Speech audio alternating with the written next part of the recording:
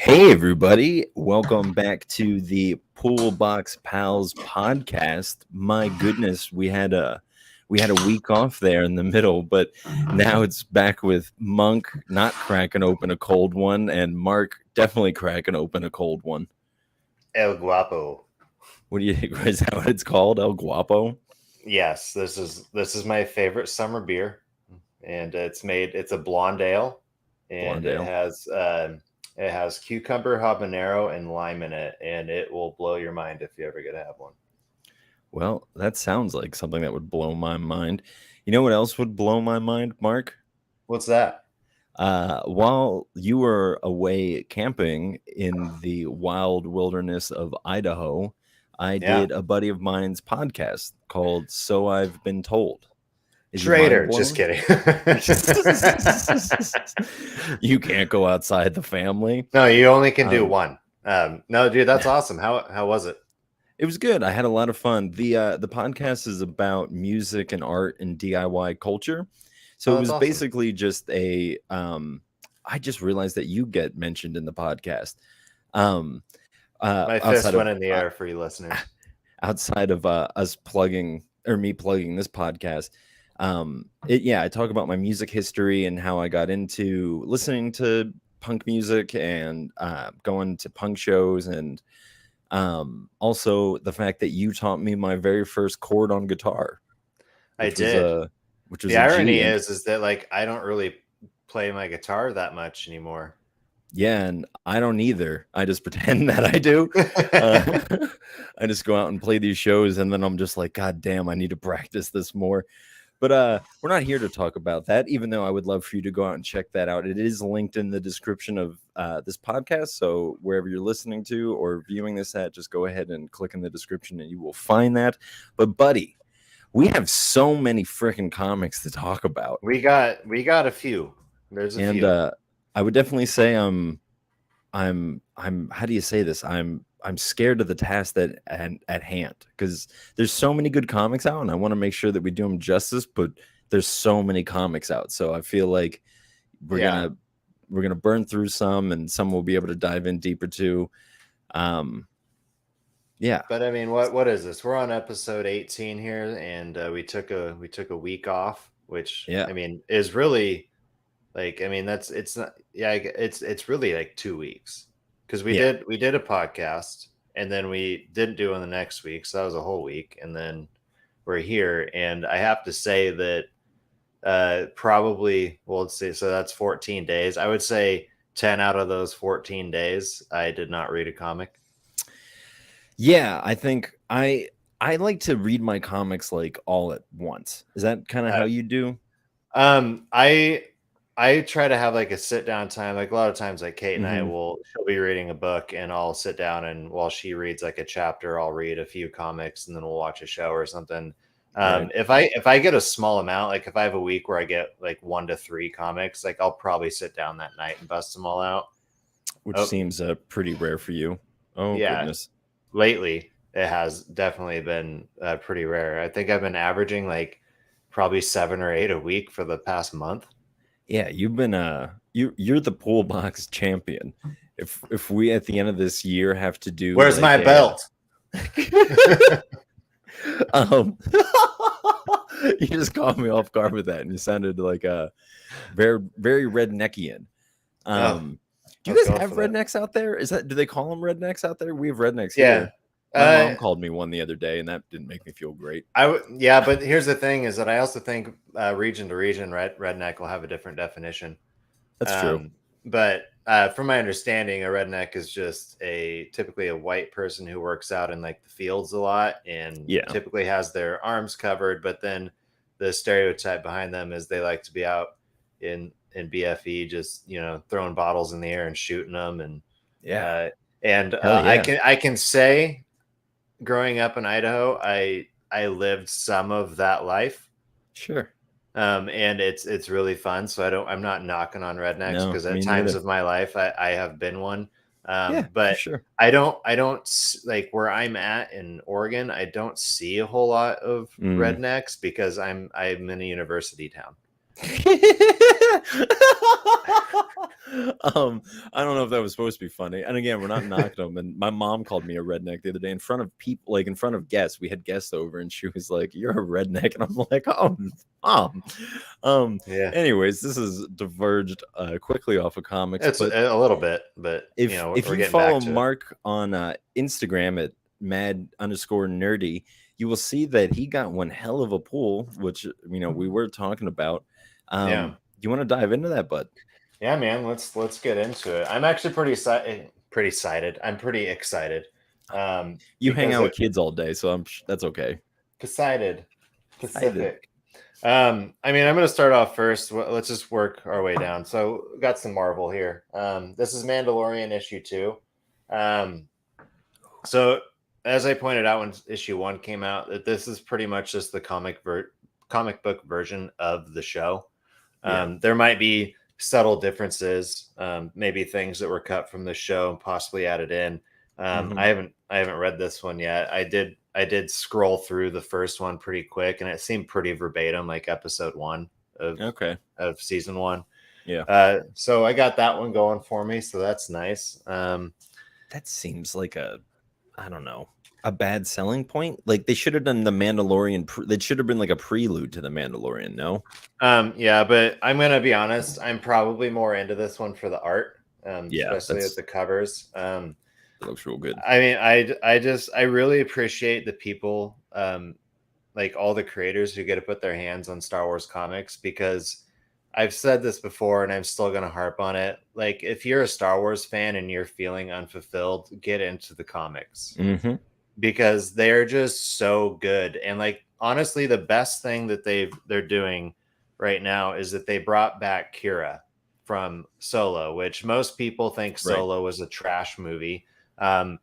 Solo just had its drama. It is a great story. It just, there's things that you could argue that were done well or weren't done well in the film. But one of the best things they introduced us to is Kira. And Kira is now back in the comics. It's picking up pretty much or at least it is being fed into by the ending of Solo, and that like she's now taking over the Red Dawn, but now she's kind of at her height. And she has her own series coming out soon. I don't think it's named after her. I think it's like something Empire, like the Hidden Empire or something like that. Star Wars. I think that's it. Star Wars, the Hidden Empire.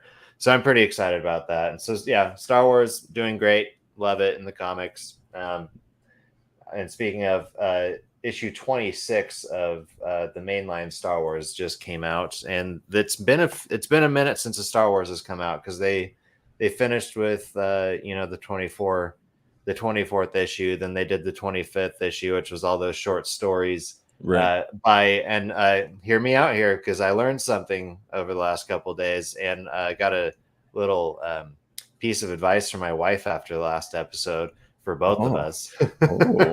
And it's a good piece of advice, and we talked about it a lot.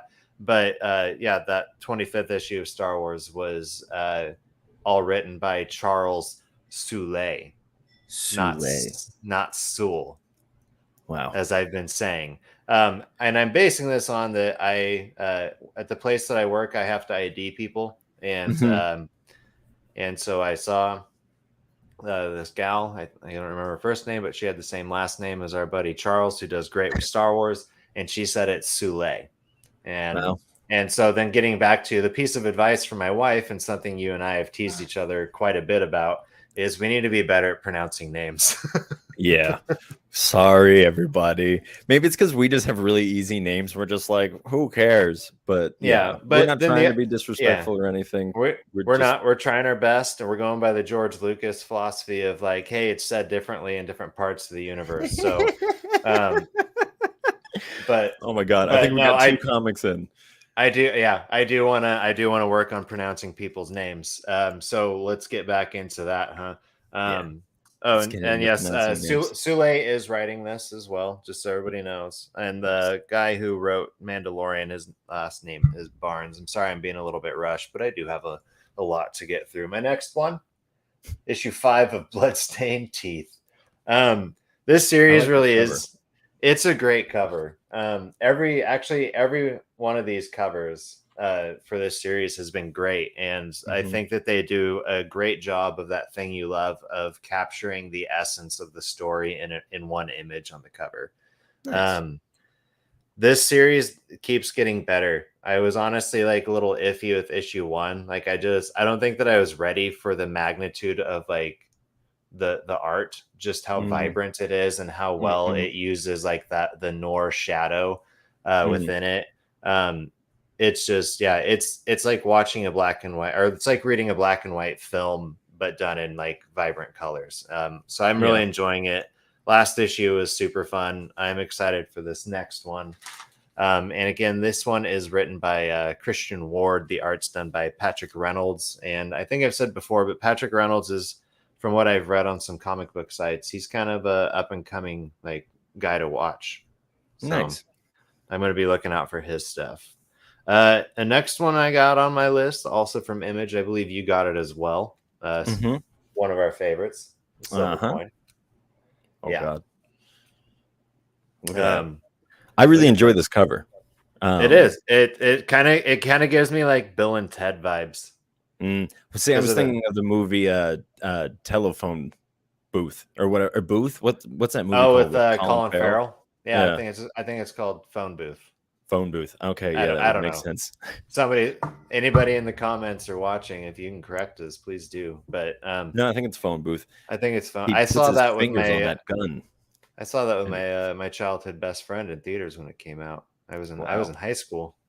I watched it on HBO or Oh, something like that. Different good for you. experiences for different folks, am I right?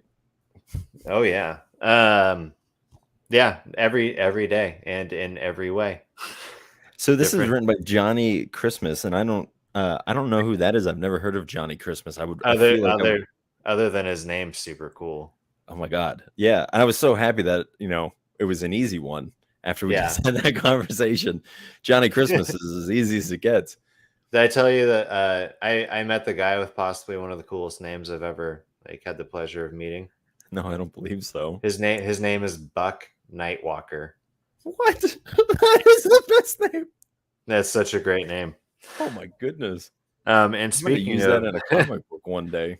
speaking of Nightwalkers, it looks like I got a guy walking in the night on the cover of this one right here. There you go. I can't read what it is. It is Parasomnia, which I don't think I don't think Parasomnia is new. I think I've seen Parasomnia before, but this is just a new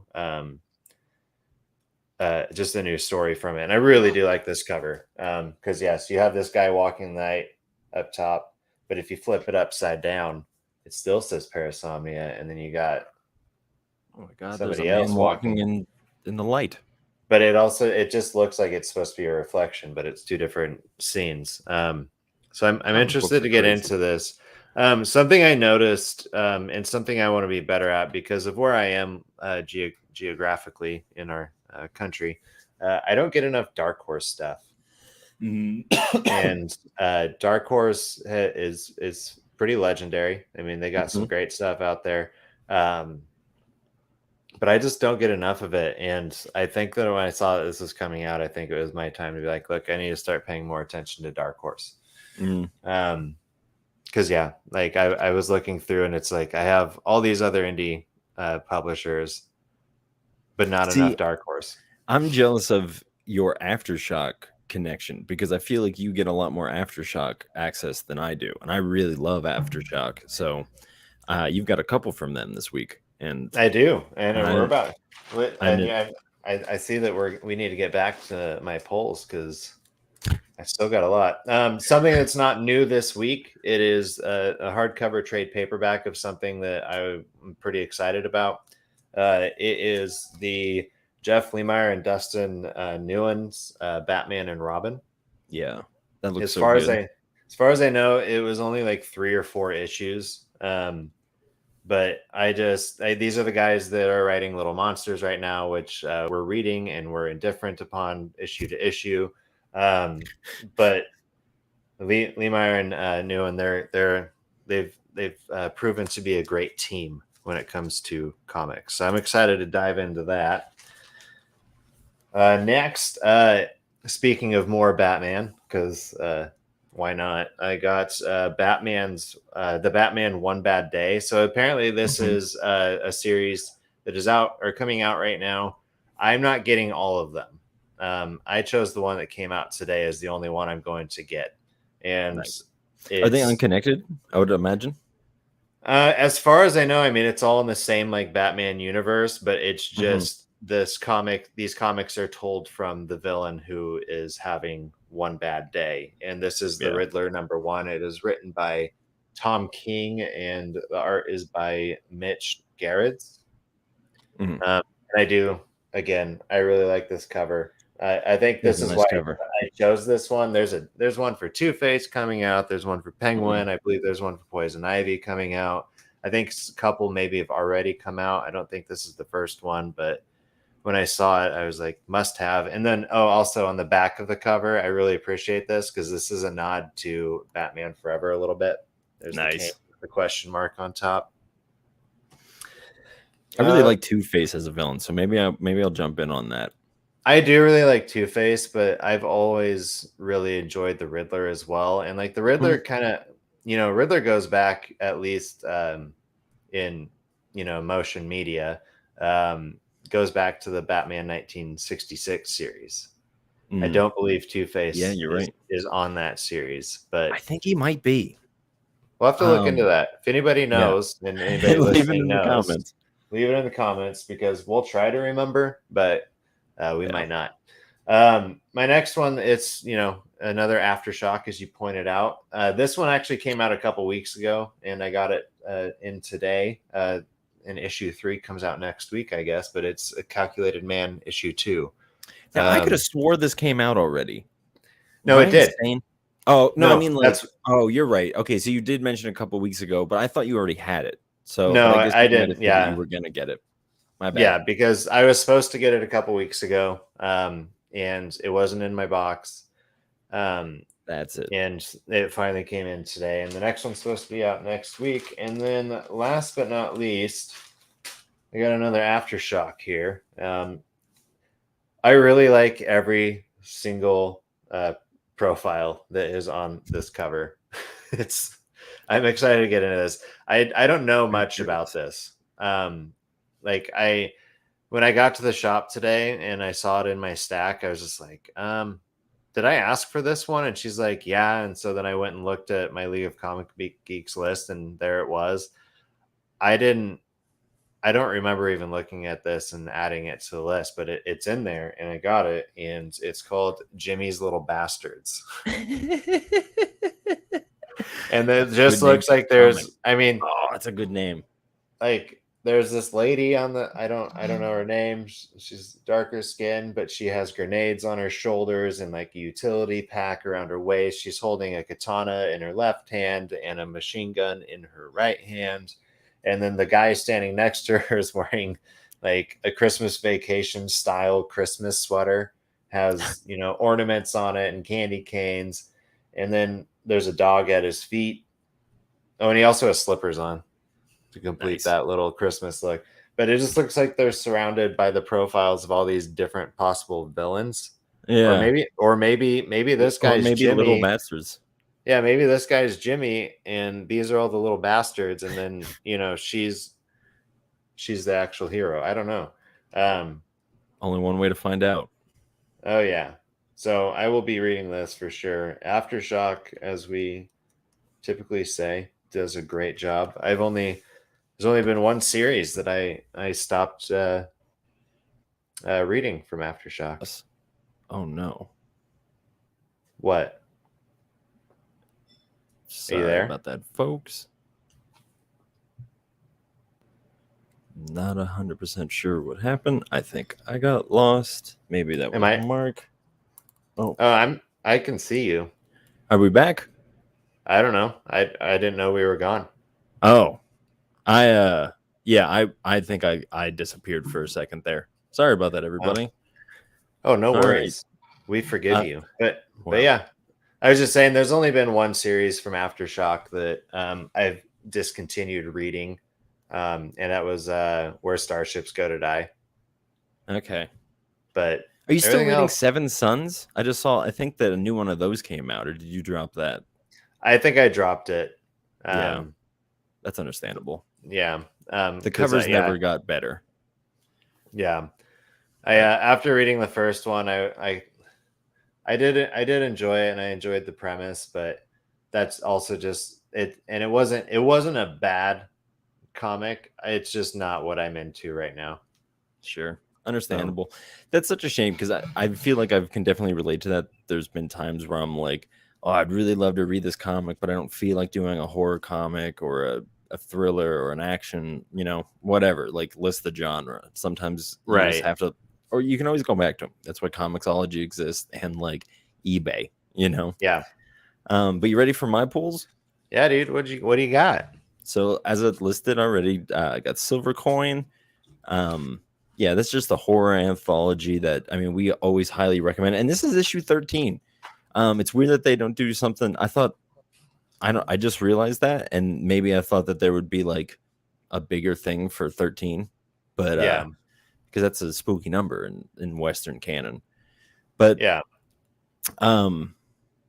So this next title is from IDW, and I'm really looking forward to it. The art looks great. The premise is great, but I don't really know how to say the name of it. It's true. It's like Truviv Kovolv, Truv Kovolt, True like Cult. the U True Cult, Yeah. but the V's have been replaced with, or the U's have been replaced with V's. So let's just go with True Cult. So that would make the most sense to me. Yeah, but it follows the story of.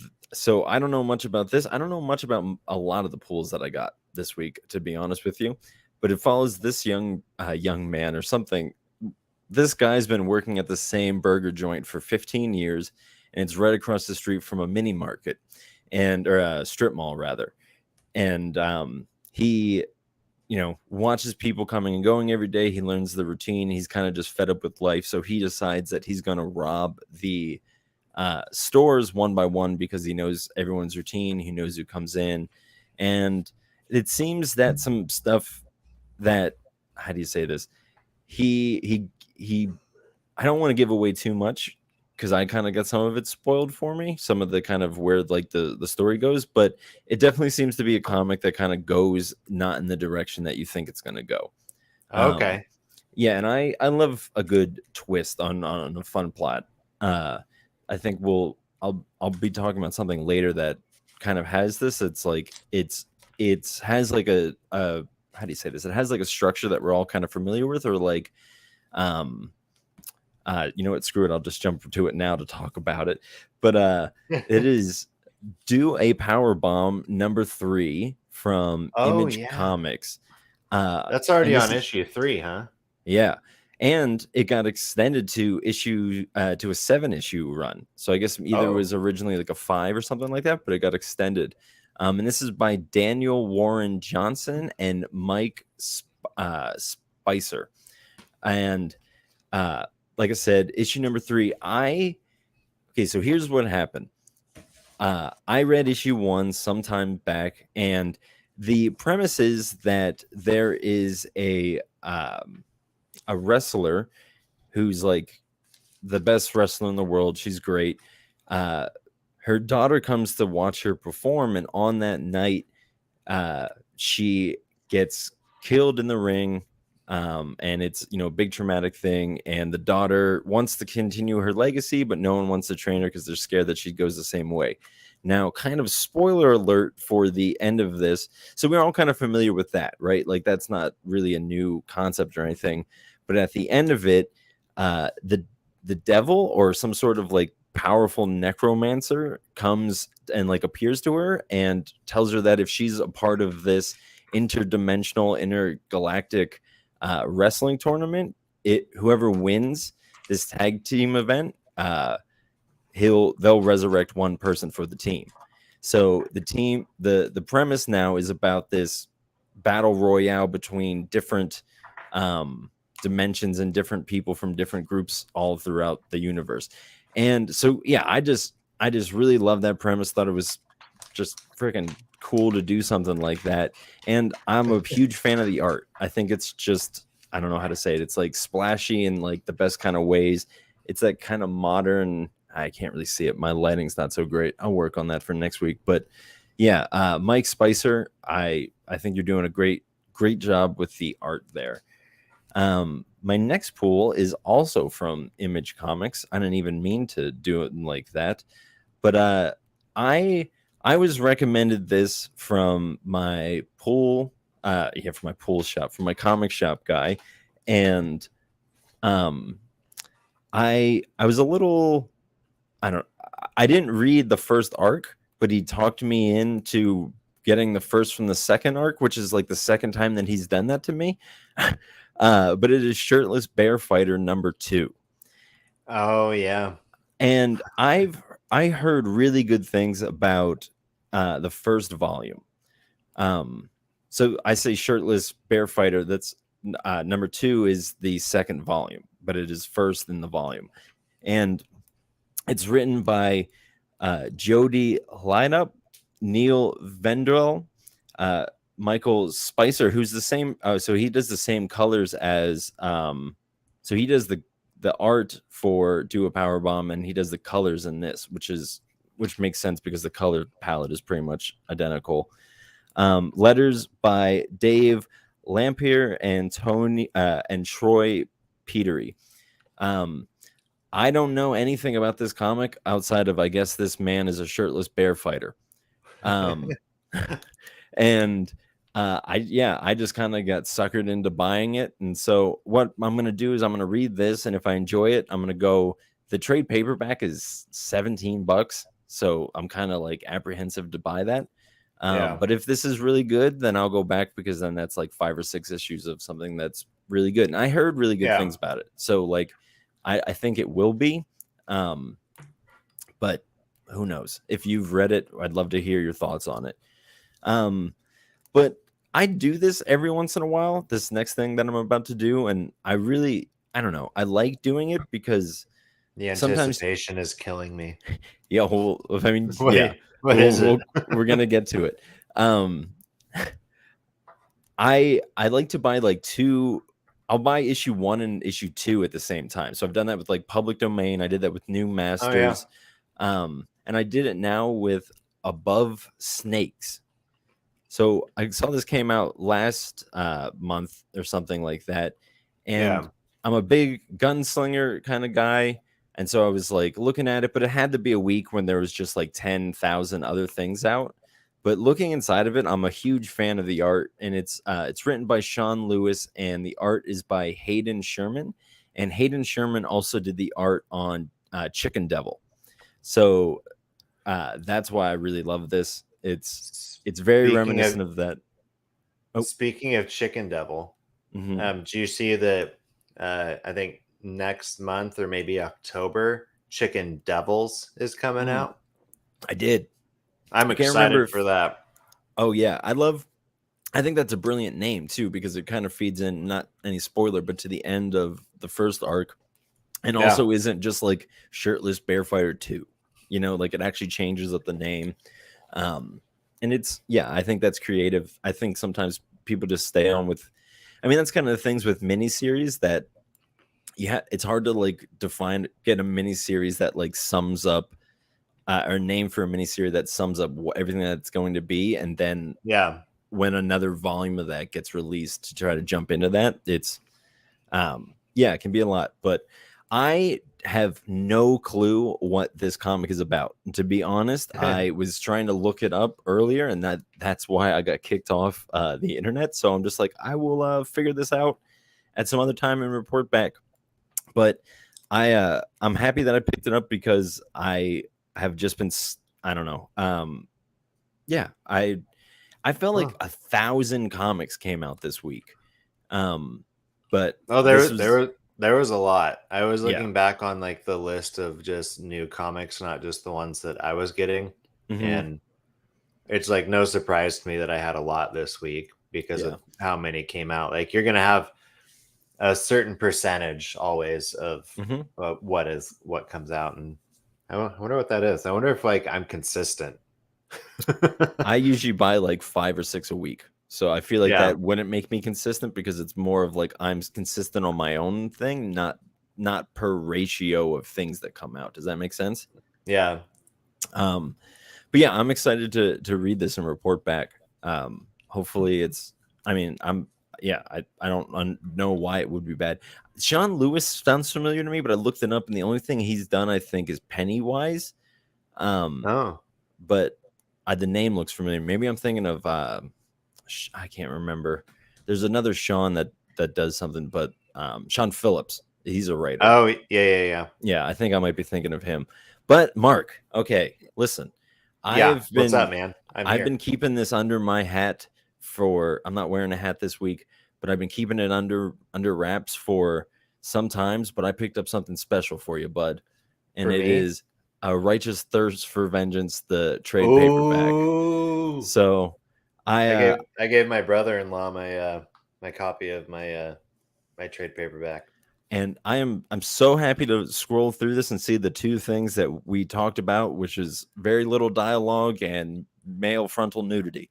So I'm excited to dive into this comic.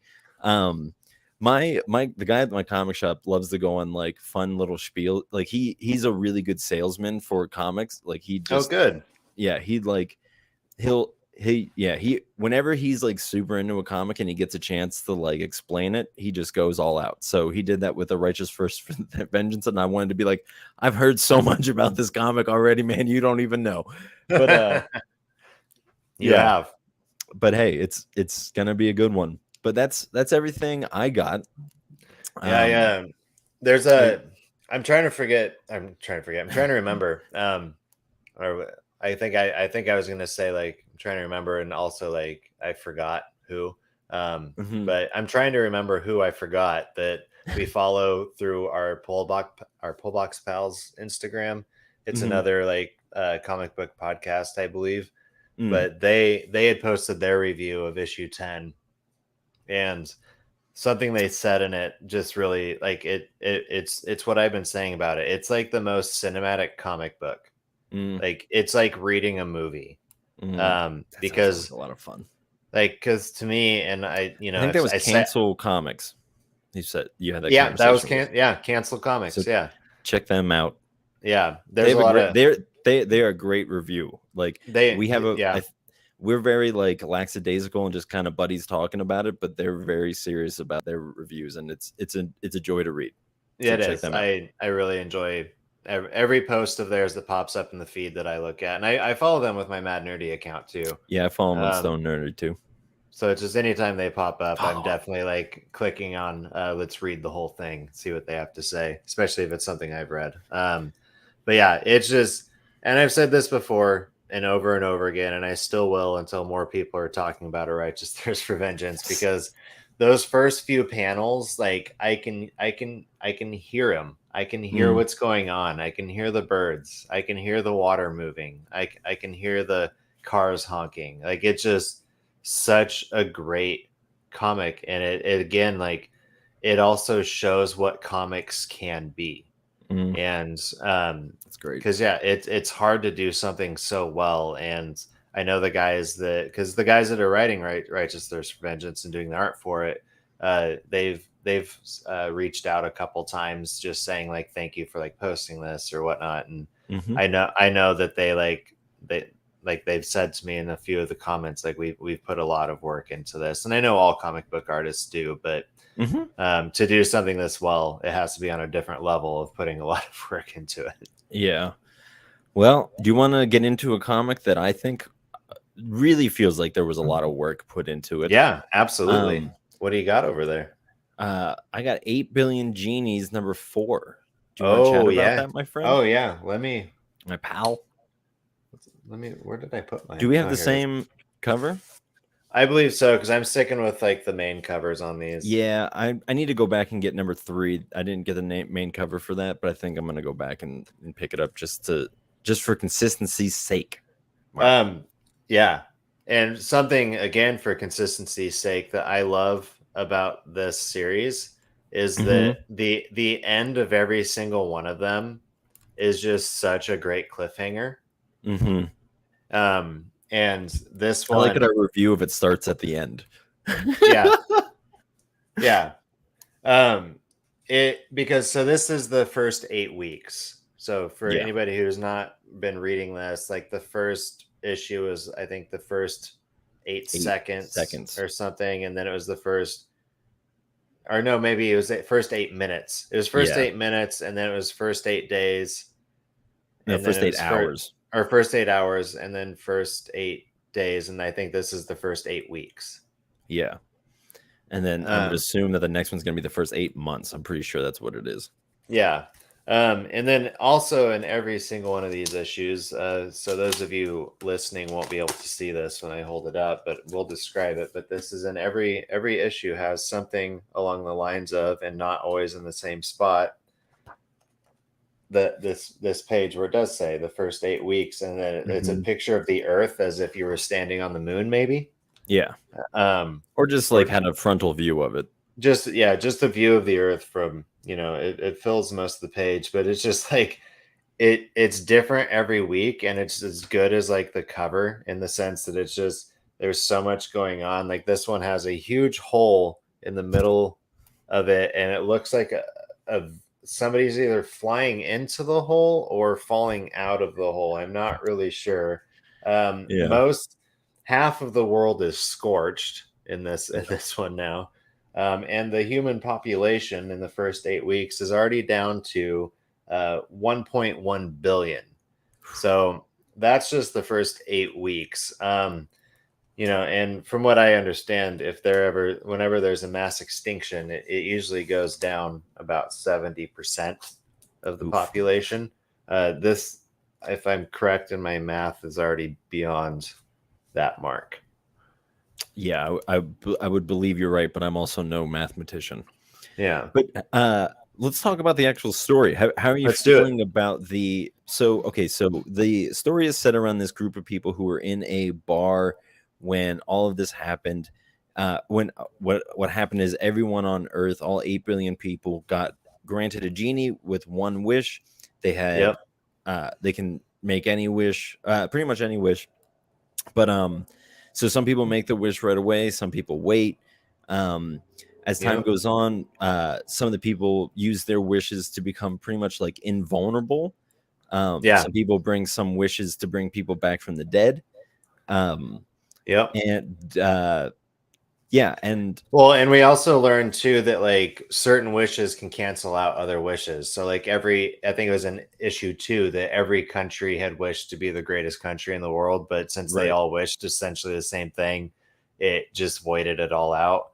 And this issue is good because it brings it down. Okay, I also, this is kind of me running, but also me thinking about this, but this issue also clues us into where the wish stages are at. And so now that, we'll say that 7 billion people have died out of the 8 billion people. There's what we're kind of getting through is like the hero age, or the power age, I think is what they called it in the issue. The power age. Yeah, and we also learned something about the guy that we were first introduced to, the bartender. Let's not spoil that. We're not going to spoil it, but you do learn more about him in this issue, and it's I like what they like revealed. I didn't like it. I feel like it came too out of nowhere. I'm not gonna fight you on it. It's fine to obviously to like this.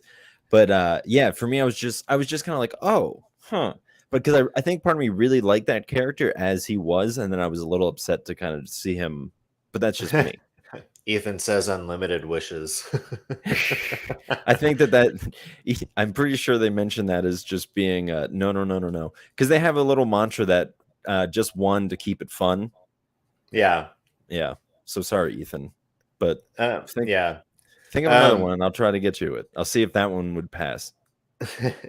No, not unlimited wishes. What you want to wish for is unlimited genies, just for yourself. See, but I think they do that. They would just count as the same thing, because a wish is a genie is a wish. Sorry, I'm poking holes in this. What do you think about this? The twist on our lovely bartender. So no, I liked it. At first, I probably thought about it like, in that spur of the moment, be like, oh, and then but he says like, oh, I thought it was obvious already. And the way that he explained it, it kind of, because he said like one of you are gonna. I'm hoping one of you will end up being like me. Mm-hmm. And I think that that's just probably foreshadowing to the 8th issue, which is the last one, the finale. Yeah. Because obviously we're going to figure that out. This is halfway through the series. So I just thought that reveal was done really well and in a very nonchalant way, which is probably I guess I'm kind of throwing out there, but maybe why you didn't like it is because it does come across very like nonchalant.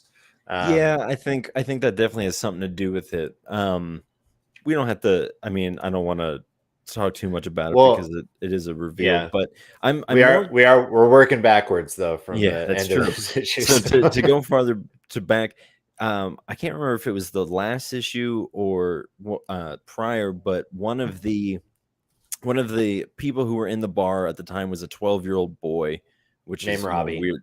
Named Robbie. His dad was an alcoholic. That's why he was in the bar.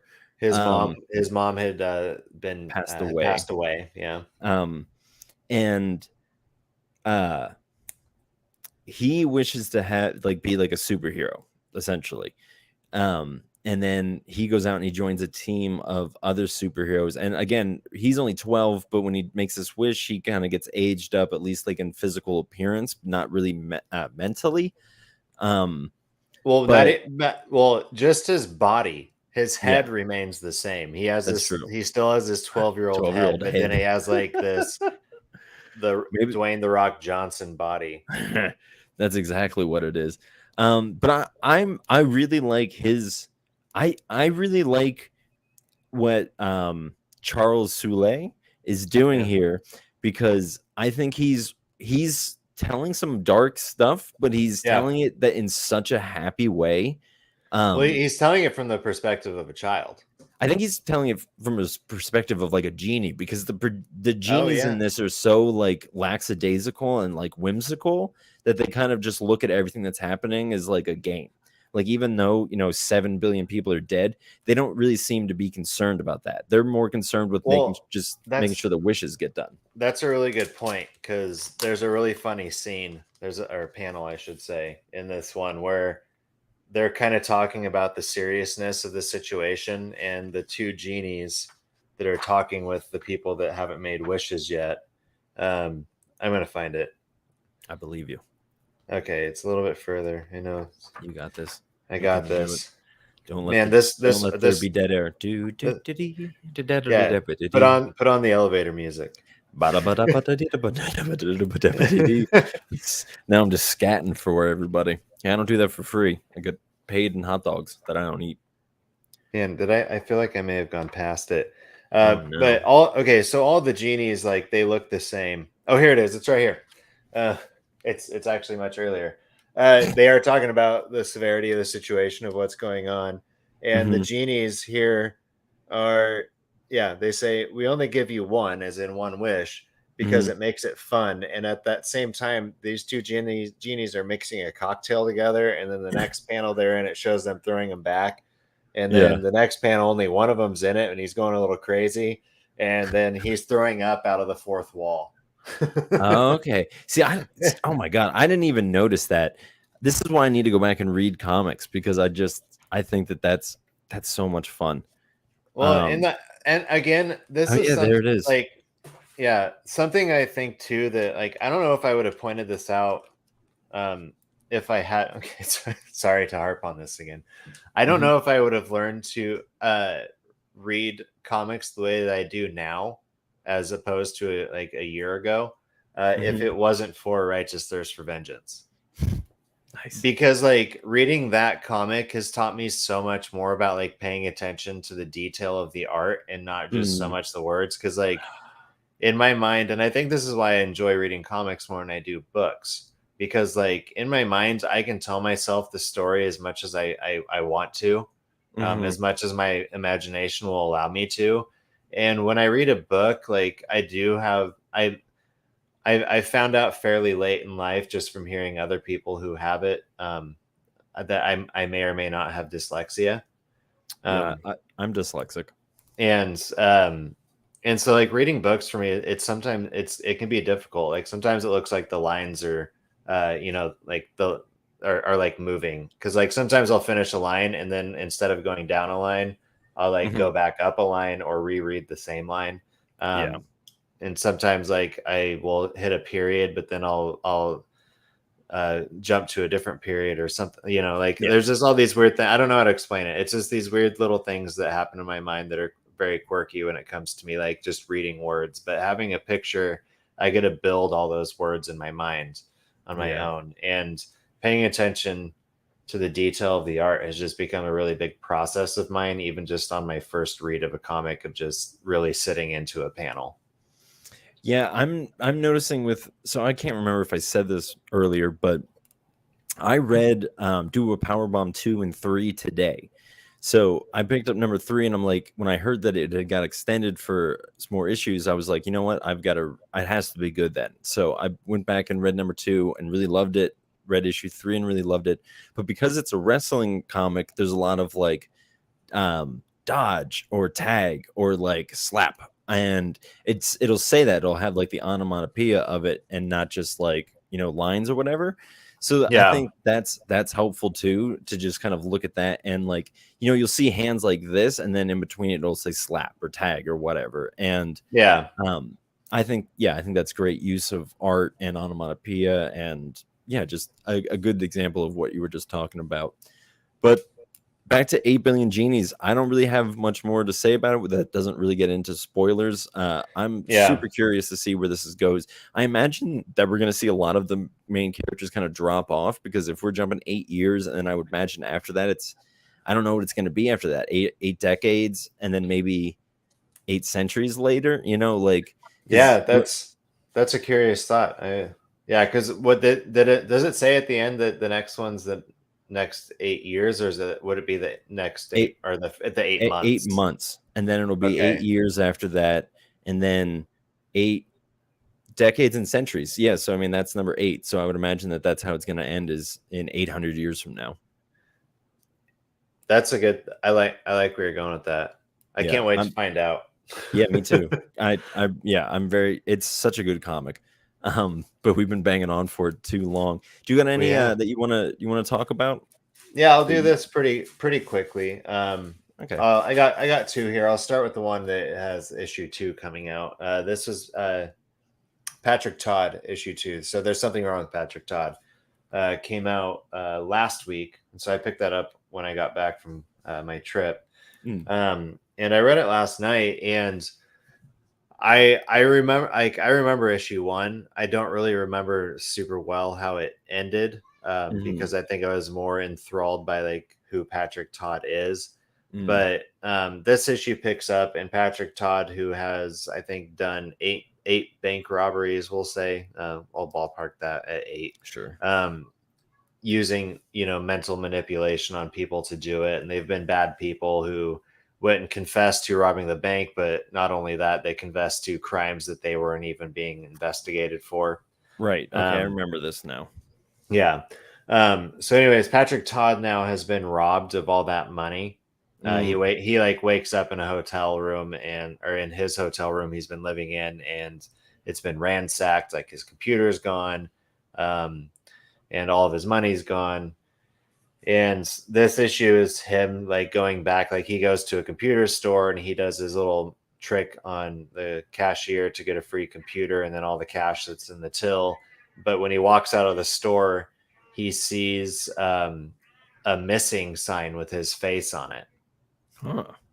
And we learn that he so we know that he's trying to do all this for his mom. He's trying to get money to get his mom into a good like care facility or something like that. I don't really know what's wrong with her. I think that he may have used his powers on her at some point, and he's felt guilty that she turned out this way, because when the cop who's investigating goes and re-interviews one of the people who's still alive from doing a bank robbery, he seems to be in the same mental state as Patrick Todd's mom, just kind of like staring off into nothingness, just at a blank wall, doesn't really respond to things, might turn their head. But anyways, so he's like, my mom couldn't have put up this missing poster, so who did? And there's a guy, and because it says like, please let me know if you have any information regarding my son. And so it turns out that it's his dad that's looking for him, or at least what we can potentially assume is his dad. It might not be. Right. It might be like a Stranger Things situation where she has Papa and Patrick Todd has this guy who claims to be his dad and might know more about like where his abilities come from than he does. And he's gone around and he's done something to bring more attention to the bank robbery cases. Okay. And it looks like issue 3 is going to have a potential showdown between possible father and son. Nice. So I really enjoyed it. I thought it was great. I'm excited to see where this series goes. I don't actually know how many issues there's going to be of it. So I'm gonna look into that right now because I know you have something you want to talk about. Yeah, I mentioned this on the podcast sometime back. I can't remember when, but it is the Vineyard #1 came out. Again, I can't remember when this came out, honestly. But it is by Brian Hawkins. That was 2 weeks ago. 2 weeks ago, yeah. Yeah. Brian Hawkins and Sammy Caviglia. And the premise is that this family has a vineyard, and they have a winery, and they have like famous wine. People love it, and it's because every season they sacrifice somebody to the god of wine, whose name escapes me at the moment. But I really enjoyed this comic because it kind of jumped in like right in the thick of it, and it kind of, I love when a comic can explain like everything that's happening through dialogue of like, or just like context clues, so you don't have to like have this whole like setup of the story and it's spelled out plain for you. I like when you can just dive in and the world's kind of already established, and you can pull just from context clues what's happening. So we pick it up. The wife is trying to get the nerve to sacrifice somebody, but she can't. So her son comes along and does it. And normally the duties or the honor of the sacrifice belongs to the patriarch of the family, the father, but he was recently crippled. So he can't go out and get the bodies like he used to be able to. And so the story is about kind of the mother's convictions about this and the conflict that she feels. They also have a daughter who's away at college and is trying to separate herself from the family. It looks like she's going to try and come and get her mom. But I am a huge fan of the art. I just think it tells the story really well. This is from Aftershock, so that I just am really enjoying everything about this comic. You can't really see. Sorry about that, but that means you got to go out and pick it up for yourselves. Or you can at least find the preview of it. Right. Yeah, I guess that's true. You can just Google it. Do you got? Well, we don't have a super amount of time left. Do you got anything that you can go through really quickly? Yeah, I can do this real quick. Last week, issue 1 of Samauri Doggy came out. Right. This is also from Aftershock. Seems like Aftershock's a hot topic right now. We're going to tweet at them. I really enjoyed this because it kind of, in ways, it reminds me of Batman. In other ways, it reminds me of Ninja Turtles. That Batman and Ninja Turtles do have a comic book series out as well. I don't think it's a current one, but they had a limited series a couple of years ago. I read a few of those issues, and I really enjoyed them. That's besides the point, though. So basically the premise of this is that it starts off with Samauri Doggy as a puppy, and it's like not long after he's been born. And him and his litter, not, is it a litter of dogs? Yeah.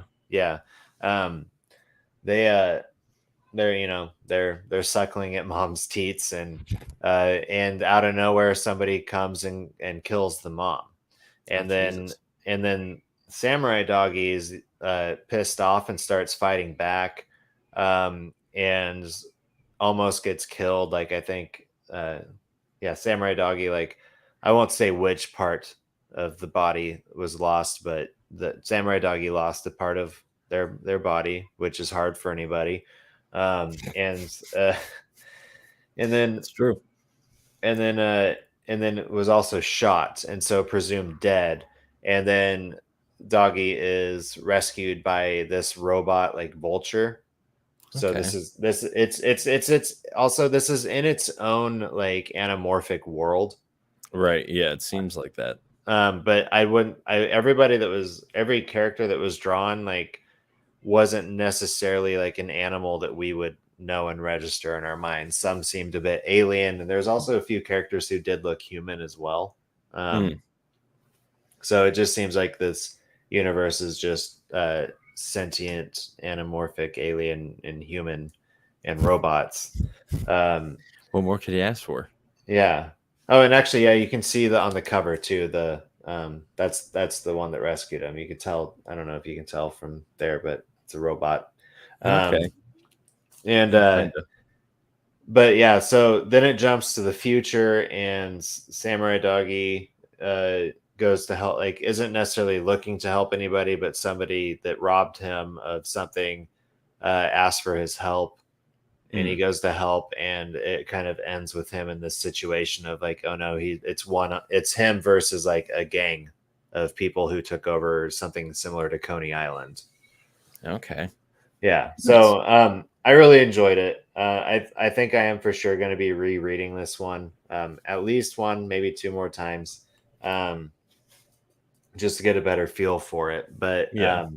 if anybody else who's listening or watching also got that one, I would love to hear what you had to say about it. And I know that if y'all listening and watching didn't, I'll look for was it Cancel Comics? Is that who we were talking about? Yeah.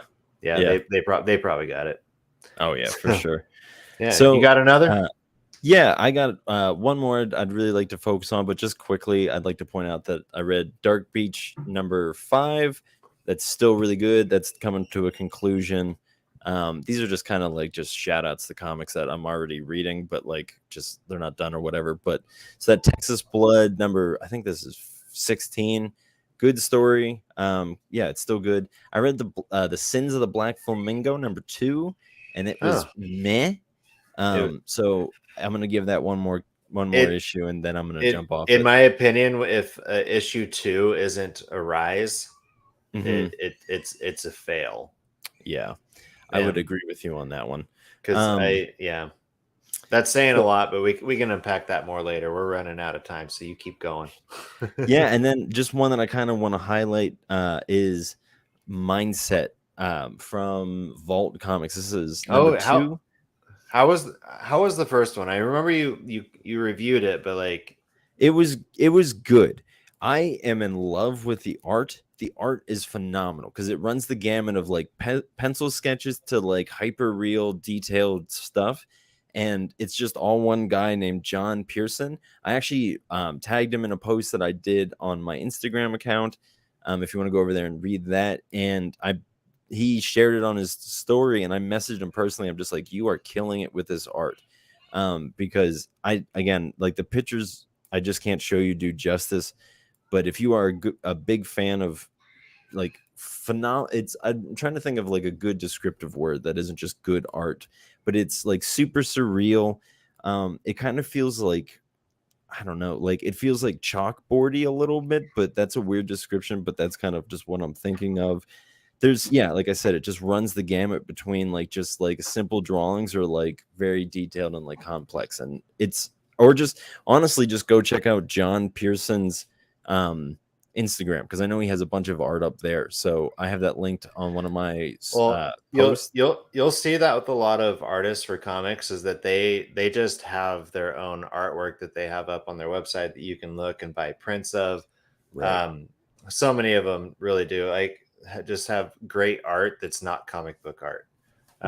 Probably inspired by, but right, or like something they were working on in between or whatever. Yeah. Well, I think we should probably land this plane unless you got more to talk about. No, I'm looking right here, but I'm looking right here at Above Snakes, and I think I might go sit down with that and read that tonight if I've got some time, because I'm really looking forward to that. But we'll be back next week at our normal time. Yeah, and a big thank you to the IWEP Network for letting us use their platform and just be on this channel. Again, there are so many other podcasts that they have. The one that I follow is, gosh, I'm drawing a blank. I just Tornado brain farted. Tag. Yeah, Tornado Tag. It is the one that isn't like about wrestling, and it's not like WCW. This is like the local like wrestling scene, like where y'all are from. Yeah. Yeah, in Schuylkill County, near Berks County, like in Pennsylvania. Yeah. Yeah, And I know they did an episode of Not Cool in High School this week, as well as they just because they covered Carrie on it. that's what, I do follow that one quite a bit too. Yeah, that's with now it's just Anthony and his wife, and they're a fun combo. So that's great, and they love horror movies. So, or maybe Heidi doesn't as much, but I know they enjoy their films. Yeah, their film auteurs. But also make sure you check out my buddy Adam's podcast. So I've been told. I have that, like I said, it's linked in the description. And also, like, let us know what you're reading. We'd love to hear that. Make sure you follow us on all the social media accounts. And I know I want to start, because it's hard to get everything that we want to, because like I talk about that Texas Blood all the time, so I don't always want to talk about it on the podcast. So I think I'm going to start, when I finish a comic, just take a picture of it, write a quick review, and put it there. So at least I get my ideas out there, instead of having to make sure I get 17 comics out in this or whatever. So make sure that you follow us on Instagram for that kind of stuff. Yeah, and that's also going to be more because I do talk about a lot, and possibly too much, about A Righteous Thirst for Vengeance. So when the next arc starts, I will probably just be doing that same thing of just until an arc ends, I probably won't review it. So I think that's a good way to go, because there's always just new comics, and I'd rather be focusing on them than me just filling in the gaps every week of the absolutely the ones that we're already reading. All right, last time we tried to end this, it didn't end right away. So if it doesn't do that, you just skedaddle, because I think that worked last time. But thank you so much, friends, for hanging out at the Pullbox Pals podcast. We'll be back at 6 Eastern we'll be time. back we should be back at our normal time next week.